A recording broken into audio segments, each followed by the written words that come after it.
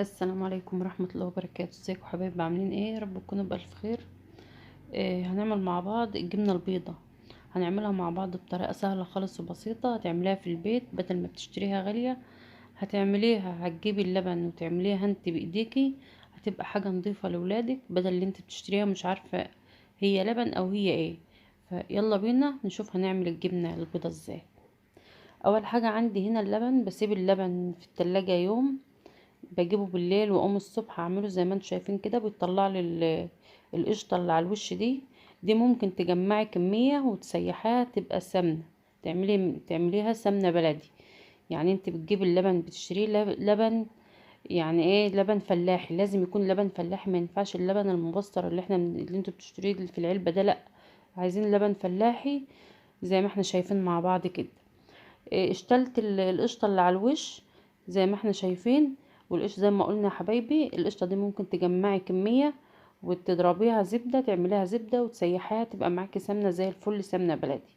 يعني انت هتجيبي اللبن هتطلعي منه السمنه وهتعملي منه الجبنه بطريقه نظيفه لاولادك، وتبقى عارفه ان انت اللي عاملاها وعارفه ان هو حاجه نظيفه انت عاملاها لاولادك. زي ما احنا شايفين كده، انا حطيت اللبن على النار وقلبته كده من فوق لتحت.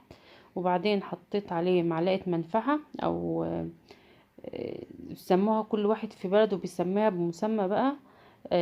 حطيت معلقة منفعة كده على اللبن وقلبته تقليبة واحدة. لازم اللبن يكون دافي زي دم العين. غطيته كده وحطيت تحته فوطة علشان ما يسقعش، وحطيت عليه برضو فوطة كده عشان يفضل دافي، لان احنا اليومين دولت برد، علشان تمسك معانا، عشان اللبن يمسك معانا. وهسيبه لمدة ساعة وهنرجع له تاني نشوف هو اللي حصل بعد ساعة. زي ما احنا شايفين مع بعض اللبن بتاعنا مسك خالص اهو، زي ما احنا شايفين. جبنا هنا الحصيرة، او شوف انت هتعملها في مصفى او في شاشة او في اي حاجة انت هتعملي فيها الجبنة. رشيت عليها الملح بالصورة اللي انتوا شايفينها كده، وهنزل عليها باللبن كله كده. يبقى اول حاجة اللبن انا حطيت فيه المنفعة، وسبت دفيته الاول زي دمع العين كده، او زي ايه، زي رضعة البيبي كده بالظبط. وقمت حاطه فيه المنفعه، وبعدين سبته مده ساعه لغايه ما جمد معايا زي ما انتم شايفين كده. واللي طلع منه ديت الشرشه بتاعته. فحطيتها في الحصيره لمده نص ساعه زي ما انتم شايفين كده.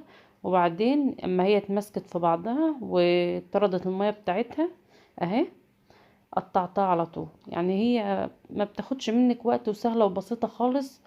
وهتعمليها في البيت بنظافه. وهتخزنيها اما تحبي تخزنيها، هتغلي الشرشة دي وتسيبها لغاية ما تبرد، وبعدين تحطها في البطرمان وتقوم حاطة الجبنة بتاعتك في قلبها. هتقعد عندك من السنة للسنة ما يجرالهاش اي حاجة.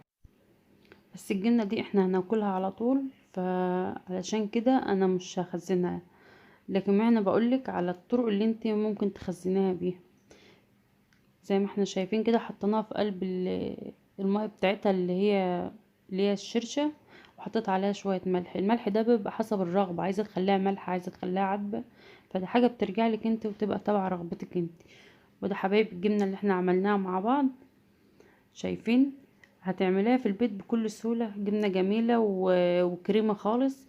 فما خدتش مننا وقت، يعني هي 10 دقايق بالظبط.